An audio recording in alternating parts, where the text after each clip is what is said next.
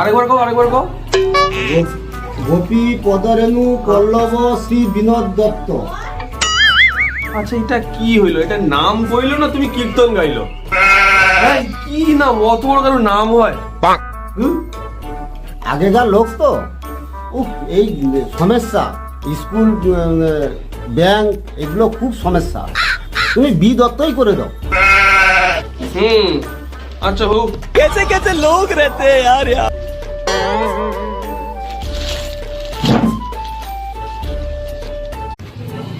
আরেকবার কও, আরেকবার কও।